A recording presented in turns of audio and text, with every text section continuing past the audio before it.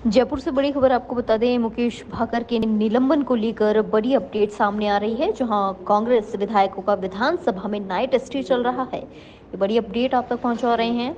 Video में आप साफ देख सकते हैं कि मुकेश भाकर के समर्थन में सभी कांग्रेस विधायक विधानसभा में नाइट स्टे कर रहे हैं।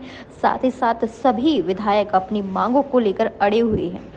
मुकेश भाकर के निलंबन को लेकर सभी विधायकों में आक्रोश है, तो वहीं कांग्रेस पार्टी ने भी जमकर इसका विरोध किया है।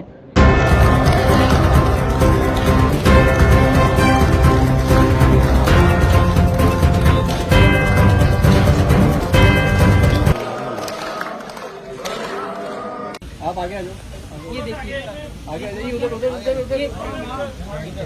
ये चूड़ियां हैं, ये सदन में, अब सदन में ये हो रहा है महिलाओं के साथ, एक विधायक के साथ, फिर पब्लिक में क्या हो रहा होगा, महिलाएं आम जनता में क्या हो रहा होगा, कौन सुनवाई करेगा।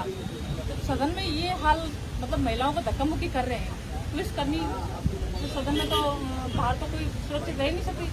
मैं आप सबसे निवेदन करना चाहूँगी कि हमारी महिलाओं को सुरक्षित महसूस कराया जाए और सुरक्षित रहने के लिए उनका आप सबके निवेदन से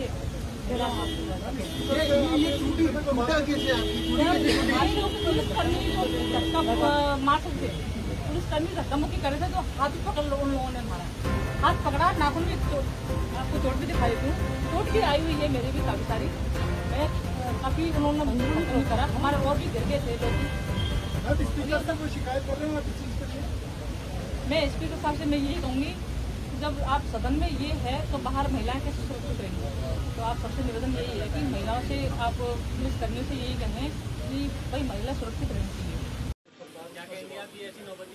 मैं ऐसा कह सकता हूँ कि आज सदन की गरिमा तार तार हो गई और जिस तरीके से हमारे एक सदस्य का निलंबन किया गया, मैं समझता हूँ कि ऐसे पिछले 20-25 सालों में ऐसा कभी नहीं हुआ कि सदस्य अपनी सीट पे खड़ा हो और ये उसका कॉन्स्टिट्यूशनल राइट है कि वो अपनी सीट से कोई भी बात जो वो कहना चाहता है वो कह सके।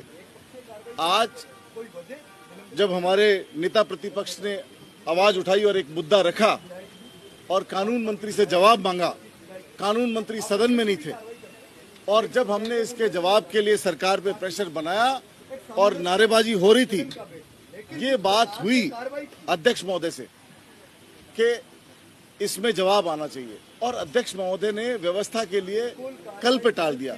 हमने उनकी 2 बार बात मान करके हम अपनी सीटों पे गए, लेकिन बात अल्टीमेटली यही हुई कि उन्होंने कहा कि हम कल जवाब देंगे। और हमारा रिक्वेस्ट सदन से ये थी कि मामला ऐसा है जिसका जवाब आज ही आना चाहिए, क्योंकि आचार संहिता से जुड़ा मसला है।